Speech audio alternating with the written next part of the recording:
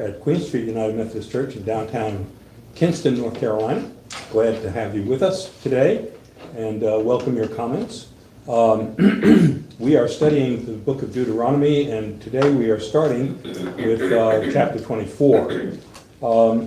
This section of Deuteronomy has assorted kinds of rules and regulations. Some of them are the kind of thing that you normally see for civics classes and things like that. This first part of chapter 24 has to do with divorce. And customs about divorces are different all over the world. And I just want you to be aware that back then they had their own ways of dealing with things and their own concepts of why things were good or bad about it. But let's take a look. In verse 1, suppose a man enters into a marriage with a woman, but she does not please him because he finds something objectionable about her, and so he writes her a certificate of divorce, puts it in her hand, and sends her out of his house. She then leaves his house, goes off to become another man's wife. Then suppose the second man dislikes her. Writes her a bill of divorce, puts it in her hand, sends her out of his house, or the second man who marries her dies, could be either one, okay? Her first husband, who sent her away, is not permitted to take her again to be his wife after she has been defiled, for that would be abhorrent to the Lord. You shall not bring guilt on the land that the Lord your God has given you as a possession. All right, so what's what's up with this? Hi, Michelle. How you doing? I'm sitting this close because my hearing aids broke, so I can't hear you. So. Okay, well, I'll talk loud. You talk loud too. Okay, there are some disturbing words in here.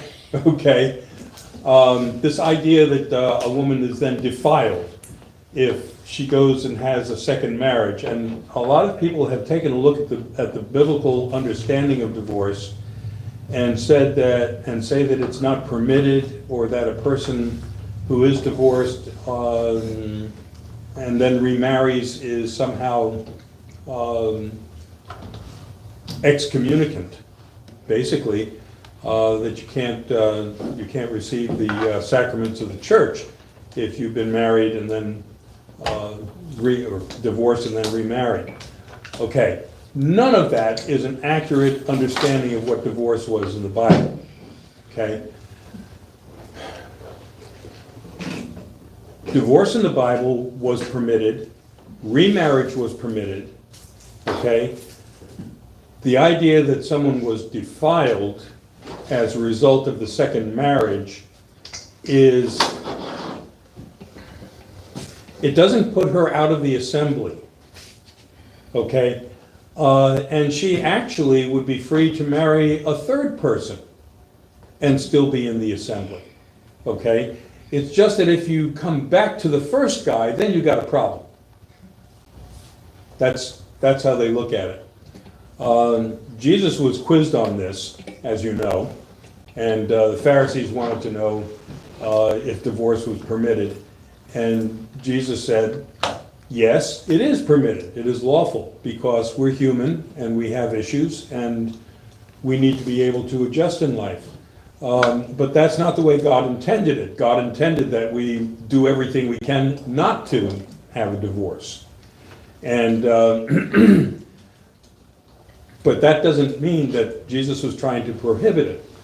Now, I had an interesting experience, not in a divorce. Okay. My dad was a pastor in a rather conservative church, and he had a policy that if someone was divorced, that he would not do another marriage for them. Okay? And there are a number of denominations, even there are some Methodist pastors who will refuse to do that. I've done marriages for couples that went to their pastor, a Methodist pastor, and he refused to marry them because they'd been divorced before, which I thought was really stupid. But anyway, when I first started out in ministry, having had no education in it or anything, I was going to follow my dad's tradition. that I would not perform a ceremony for someone who had been divorced. And what do you know, the first couple that shows up in my office, they had both been divorced, and but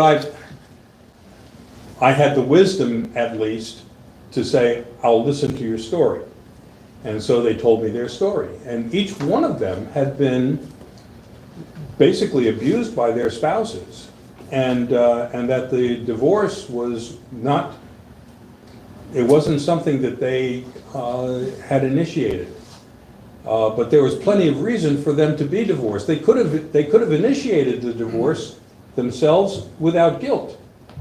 And here this couple shows up, and they were two of the nicest people you'd ever want to meet.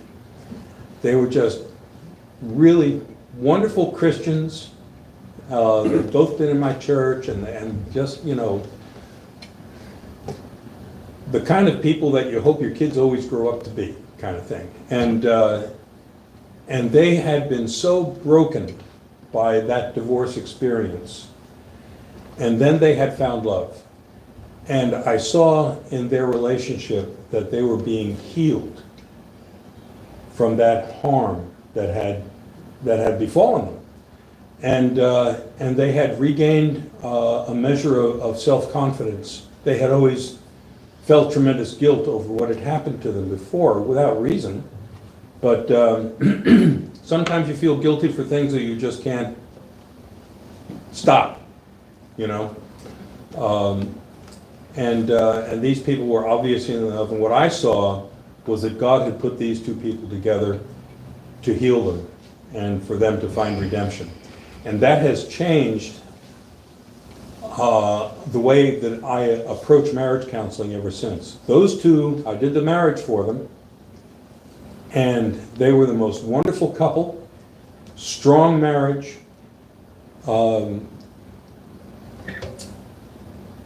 They went through some very difficult times, and they managed to go through those difficult times together. They were issues that, you know, not of their own creation, just the way, you know, things happen in life. And they stuck with it, and they, to me, they were a model marriage.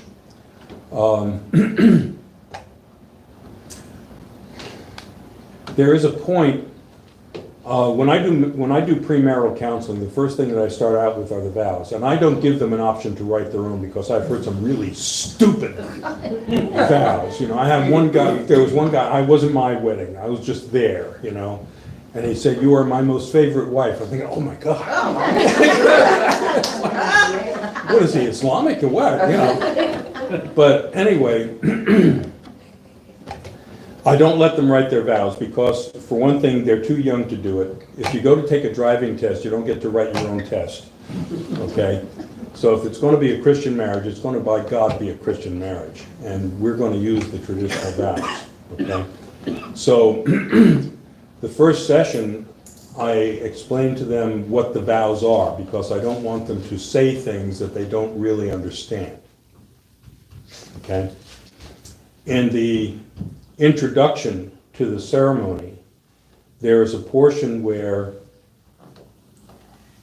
Christ is our example because of his presence in the wedding in Cana of Galilee, and that the relationship between husband and wife is modeled on the relationship between Christ and the church. Okay? It's called a mystical union between Christ and the church. And I asked them, do you know what the mystical union is between Christ and the church? And they're like, duh, no. Okay. Any of y'all here know what the mystical union is between Christ and the church? See? People get married out of ignorance. But anyway. Because he's the bridegroom and she's the bride? The church is the bride? Yes. Right. But it's more than that. Okay? The mystical union that exists between Christ and the church is one of unconditional love. Okay? And one where Christ was willing to lay down his life for the sake of the church.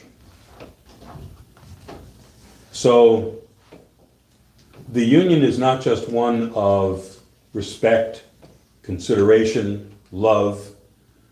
It is redemptive. And the purpose of a marriage is redemption. So that if something starts to go wrong in the marriage, it is incumbent on the person who loves the person who's going astray to demonstrate a redemptive attitude, not just to fight to win. If you have a disagreement or an argument, it is to improve the relationship, to improve the other person, to bring them back to where they're supposed to be. So that you go as far as you possibly can to redeem whoever it is that you're married to. And admittedly, and this is what Christ was admitting, sometimes people can't be redeemed. Okay, Christ died for everyone, not everyone is redeemed. I agree with you, but in Matthew, because I remember reading this, in Matthew 31 it says, Jesus was speaking, he says, it was also said, whoever divorces his wife, let him give her a certificate of divorce. But I say to you that everyone who divorces his wife, except on grounds of unchastity, makes her an adulteress, and whoever marries a divorced woman commits adultery. And then in 19, because I remember reading this, I agree with you. I think divorce is the best thing, but it's not what Jesus says. And then in 19:7, he says, they said to him, why then did Moses command one to give a certificate of divorce and put her away? And he said to them, being Jesus, for your hardness of heart, Moses allowed you to divorce your wives, but from the beginning it was not so. And I say to you, whoever divorces his wife except for unchastity and marries another commits adultery. Okay. So I remember reading that a long time ago, and I said, how can I know, I got plenty of friends who have divorced, and it was the best thing in the world for both of them. Right. But yet, that's not what it says. Okay. But isn't this talking about adultery, basically? This part here in Deuteronomy, that that Moses is saying to them, if your wife has committed adultery? It doesn't say that. Not in this. He Yeah. just has to be unhappy with her. Yeah. Well, when I read the commentaries, let it go that far. There you go. When I start reading about it, because I do, it says, what it's saying is that maybe it's implied that the wife has been indiscreet. It is. In all due respect, that's just somebody's opinion. That's right. Absolutely, and I say So that. that's not what it says. I'm very pragmatic. I want to read what it says, and that's what I believe. Okay. But Let me this give says you. clearly that, just because she doesn't please him. I know, but But there's it's more- two different stories here, and then in the New Testament, I'm not trying to create controversy, I'm just trying to, I hear you. let's talk about it. I mean, I just want to know what we should believe. In some other study was that Jesus was very concerned about men just putting these women out, Yes. just not being pleased with them and putting them out. Then they had no means of taking care of themselves. Right. He didn't want that to happen. Well, it wasn't just that they didn't have means to take care of themselves. A woman in that circumstance had very little option, and most of the time they would end up in prostitution. Okay? And what Jesus was saying, this is Alan Bingham, I thought had a really great sermon on it one time. But he said, if you divorce your wife and want to go marry your honey, that's adultery. If you're just going to marry your honey, okay? He said, you're actually committing adultery. And the bill of divorce doesn't exonerate you from your infidelity. But also that if your ex ends up as a prostitute, it is not her sin, it is yours. So, kind of makes sense of what I did when I was reading. It says that these verses were really there to protect the woman. Yes. When you read them, it really doesn't seem that way. No. But when you talk about it the way you are, that he can't just kick her out for any reason. There's got to be a specific reason, and that main reason is adultery. That's A sexual, whatever you want to call it. But anyway. that's not the only reason. That's not the only reason. According to this law, All he has to be is unhappy with her. See, this gets back, to me, this gets back that man wrote this. Yes, Jesus didn't say Right, this. This is what man back then wrote. and that's what Jesus was And I saying. question again, why is this even in here? Because this is what some guy wrote. Yeah, If you want to know what Jesus thinks, turn it over to Matthew and read that. yeah. But, My point. but this is the Old Testament, and we're not there yet. We're not in the New Testament. And in Deuteronomy, all that's doing is repeating what's already been said, the laws earlier that have been said. So Moses is, in my mind, what he's doing is rephrasing putting in his words, as he's talking to the people, because his time is close. He's getting ready to leave, and he wants to make sure his people understand all the laws that have been given to them. Yeah, but as you noted, okay, when it came to writing the law, women were not consulted. Well, they weren't consulted about anything. Well, no, they were, okay? That's not something that comes out in the Old Testament or even in the New Testament, that women were consulted about anything. Like a woman's testimony in court had to be corroborated by 2 other people. Right. But women were not involved in the writing of the law. And that's one of the reasons why you see that the law is written this way. Okay? I had one church where there was a woman who brought in, her job put her in contact with a lot of foreign students, and it was interesting because this is a very racist church. Really racist church. And she brought in a whole pew full of African students one day. They didn't seem to have any objection to them, but if they had been local African Americans, they would have objected. Interesting. But she was talking to me about this Indian doctor from India who thought that our system of marriage was really deficient because so many marriages ended in divorce. And so I said, so who allowed her to be a physician? Her father had to allow her to be a physician. Who picked out your spouse? Well, her parents picked out her spouse.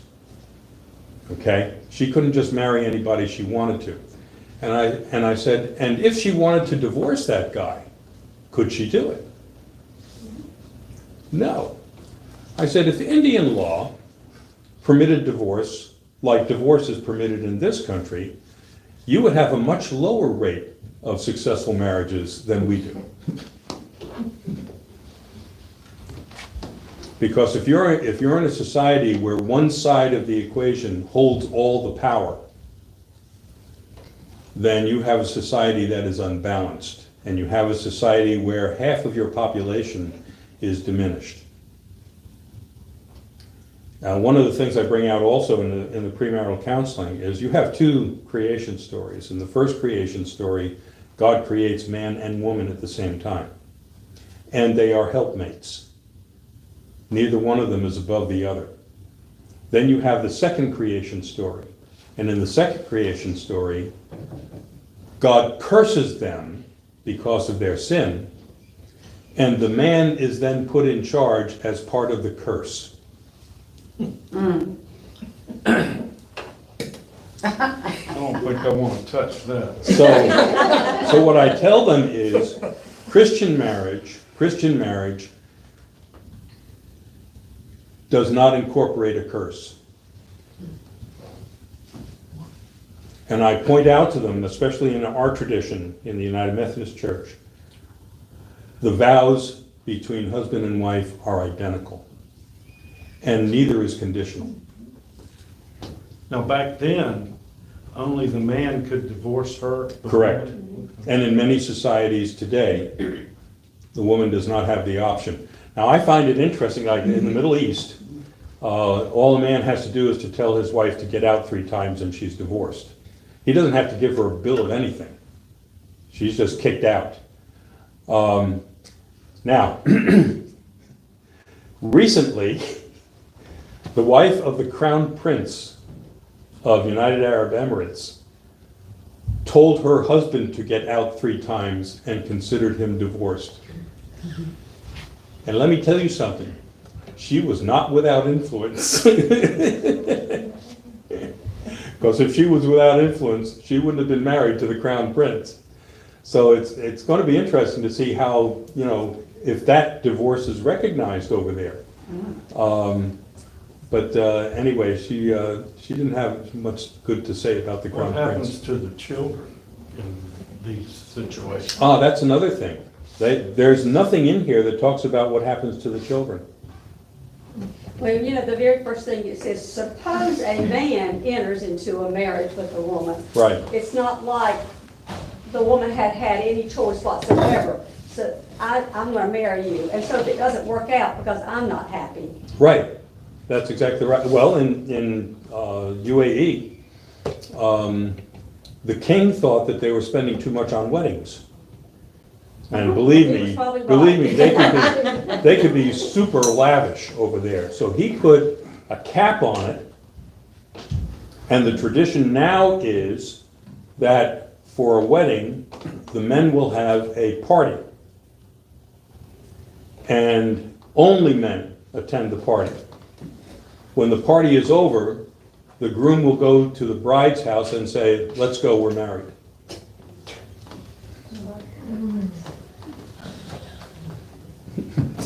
Shalom. So that's how it works out. Okay, now, of course, those are arranged, there's a contract involved, okay? But he can't just go over to anybody's house. But that's how they do it over there. There gotta be a lot of unhappy marriages, just think about it. Yes, but they are intact. Well, But you read about, forcefully intact. but you Yes. read about it today in other cultures where they still do the same thing, and women have no say-so as to who they're marrying. The families decide who has the most money and. Right. That's exactly right. And it's amazing, but I'd say probably in the vast proportion of population of this earth, that's how it's done. We are really unique in a lot of ways, okay? We, women have tremendous standing under the law in this country, and should. I listened to Dr. Laura Schlesinger. I don't know if any of y'all have ever heard of her. She's a psychologist. She has a radio show. She's had one for like 50 years. Very conservative. But her stance is you stay in a marriage until your children are grown, unless there's abuse. She is very adamant that you stay in a marriage until the children are grown. Yes, and I think it's really interesting that in none of the Pentateuch, in none of it, They don't talk about they don't talk about kids. Now, when Abraham, they do talk about kids in one place. When Abraham kicked his first wife out, she had to take her son with her. That's because his wife was unhappy. That's because his wife was His unhappy. wife was unhappy, right? Yes. Yeah, his wife was unhappy. And it's interesting what happened as a result of that divorce is that the Arab culture has embraced the ex-wife and her son as, their patriarchs. Dr. Laura is like, you created these children and you are committed to these children until they, can be out of the house. Yeah, but look at But she look at has to the talk to a lot children of growing children. up in a loveless Right. marriage. I mean, even if there's no physical abuse going on, She just thinks children are better off if, it could be indifference. I mean, children growing up and seeing, well, Your I'm father go this way, the your result mother of go that way. of parents that were divorced. And I get what she's saying. I agree with you, I think, I get what she's saying, And I've been divorced myself, but I didn't have children. But I understand, you know, she sees so many children that are messed up, you know, that are from not having a mom and a daddy, and I mean, she's just very adamant about it. And I mean, I see both sides of that. Yeah. Well, the children that lived across the street from me growing up, their parents fought and fussed all the time, and both Sharon and Scott said, I will never get married. They did, and then they said, I will never have children. When you live in that kind of, I mean, I think there's two sides to every coin, and I just don't think it's a set rule that just because you're married, that you have to stay that way if it's a horrible situation for your children, not even if they're not being abused, but just listening to parents fuss all the time. I get it. She's very conservative. Like I said, she's very conservative. You Yeah, make this and mess, one of the you're gonna problems, fix, you know. one of the problems you run into, and as you read the Bible, you see different perspectives on this. Okay? And it's important for us to understand that when it comes to humanity, sometimes, especially relationships, blanket policies don't work out too well. They sure don't. They don't. You're right. Okay? Amen. And, you know, you take a look at talking about Jesus' position on stuff, okay? So here's a woman caught in adultery and they're going to stone her to death. Rightly so, according to the Bible, okay? Rightly so. They should be stoning the guy too, because they caught her in the act. So guess what? He shouldn't have gotten a walk. So what does Jesus say? He who is not sinned cast the first stone. Right. That's exactly right. So when it comes to that, what Jesus is telling us is, I know you've got laws, okay? I want you to understand that if you're going to interpret the law, you have to do it from the standpoint of the kind of grace that you would hope to receive yourself. Amen. Absolutely. And that's why nothing's black and white. It's just not. That's true. That's true. And Jesus is saying, it is better for you, if you have a good heart, to follow your heart than to follow the law, as it's written. I had a Methodist minister told me one time, he said, nobody wants somebody to live.